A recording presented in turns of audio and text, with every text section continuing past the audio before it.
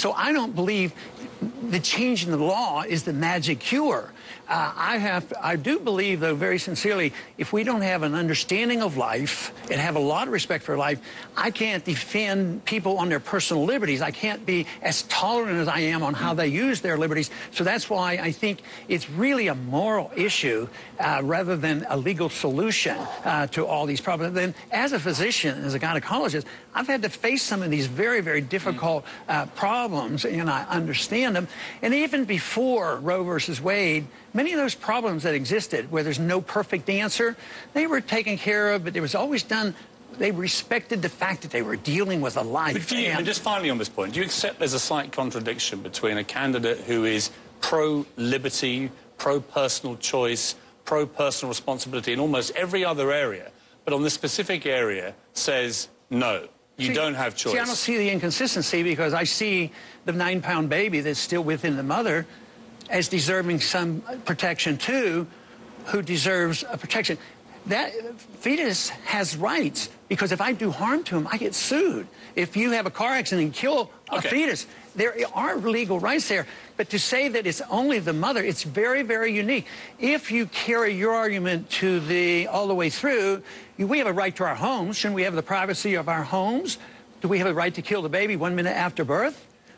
No, everybody says, matter of fact, this is what happens. We can kill the baby before it's born and the doctor gets paid. 1 minute after birth, if the woman who was unfortunate enough to have this baby, if she throws the baby away, she gets arrested for a homicide. And to me, the 1 minute before birth and 1 minute after birth isn't a whole lot different. So you understand that to a lot of people with serious religious conviction, it is. I mean, they say life begins at conception. Life does begin at conception. So it's a moral maze. Let's have a break. Let's come back and talk about your family, because you've got an incredible family. You've got 5 children. How many grandchildren?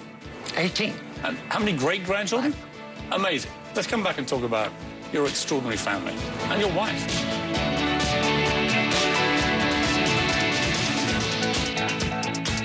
We've been on a pretty extensive tour, and my wife's been with me. She didn't make it this morning because this was her day. I said that she could sleep in, and I provided her breakfast for her this morning because it's our 55th wedding anniversary day. Ron Paul, and how he and his wife Carol celebrated their 55th anniversary this week. Congratulations. Thank you. An amazing achievement. What's the secret to a long-lasting marriage, do you think? I think a lot is respect and acceptance of both of our shortcomings, and I just think that if you have respect for other people and reject the whole idea that you force people, either intimidate or, I don't like it in politics, I don't like it in interpersonal relationship. You do it my way or else. I think people get into trouble when they try to force their way on others, and certainly in a good marriage, you shouldn't be using intimidation and force to try to get along. I mean, it must be a better way. If Carol was here, what would she say your shortcomings are? Oh, we should probably be pretty generous, and not want to talk about it. What do you think they are? What do you think? If you're being self-critical. Well, I can get upset, and most people don't realize that I do get upset. Unfortunately, she gets on the receiving end. Even if I get tired in the campaign, if I complain about the campaign, I usually don't go to the campaign manager. I complain to her. But I think that's been part of it. If she has a problem, if she's not feeling well, or she has something, she's allowed to come to me. So maybe part of that, a good marriage is being a sounding board for the other person. What do you believe about discipline with children? Were you a spanker when you were young? No, not really, but I wasn't spanked, when I was growing up, and our kids didn't get spanked. There'd be a time, you might have to give them a little tap or something, to remind them. And do you believe parents should still have that right to give their kids a little tap? Oh, yeah, as long as they're not, practicing severe child abuse. No, it is. But I'll tell you, I would work real hard to promote an understanding that you don't achieve a whole lot by using force and intimidation. Just like in politics, I reject the use of force, telling other countries what to do and what to do with your personal behavior and all. So raising kids would be the same way. I can remember growing up, and we had certain real strong beliefs. Then I thought back, wonder when my parents ever talked to me about behavior, drinking or anything. They never did. It was sort of through osmosis that you know what the standards are. And fortunately, we've had 5 wonderful children, and I think there must have been a little bit of osmosis there, because I certainly wasn't a lecturer on exactly what they had to do. What were the most important values your parents instilled in you, do you think? We discussed hard work, but what else?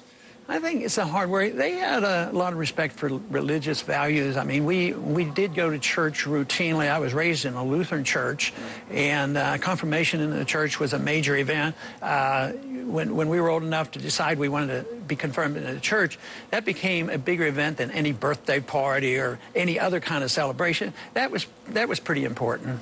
I want to end with 2 things that's happened this week. One's about to happen, one's already happened, which in many ways sum up the very best of America, in my view. One is the Facebook situation, where you have a young kid who has a brilliant idea, and it turns into $100 million idea, and he creates 1,000 millionaires. Is that a good thing? I mean, when you look at that, do you see any negatives, or do you think that is what the American dream at its purest is about? I think it is, and I think you picked a good example, even though I don't know all the details, because he provided a service. And he didn't make money as much as he knew something that he anticipated people might like. He became wealthy because he gave a service. The consumer voted him to have this confidence. Now, there are many in society today, and so I'm sort of on the side of Occupy Wall Street when they complain about the 1%. But I separate the two. If you made your money because you provided a service and the people bought it and they didn't get subsidies from the government or benefits, say, from an inflationary system, and they didn't get bailouts and all these things, that to me is entirely different. Giants or Patriots? Giants or Patriots? Super Bowl? Super Bowl. I haven't paid much attention to it. I've been paying attention to Nevada and a few other primaries. Now, let's talk Nevada very briefly at the end. You're trailing in the polls at the moment. How confident are you of a good performance in Nevada? How important is it you perform well in Nevada? Well, I think it's very important, but I don't think it's the end of anything. And I think we are going to do well. At each primary, we've done much, much better than we did 4 years ago. So that is one thing to compare it to.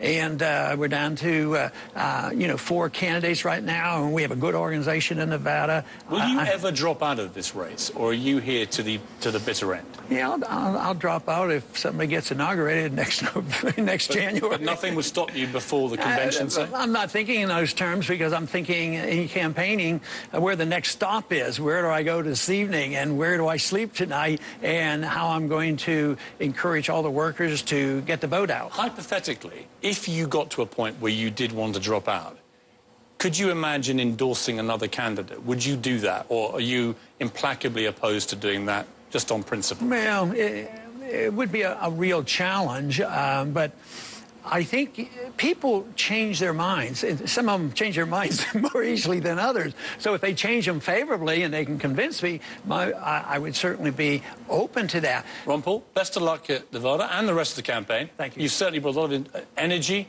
drive, and I can tell you one thing, we will get more reaction on Twitter and Facebook to this interview than any interview I've done with any other candidate. That is a given. Wonderful. Thank you very much. That's Ron Paul. When we come back, a supersized only in America.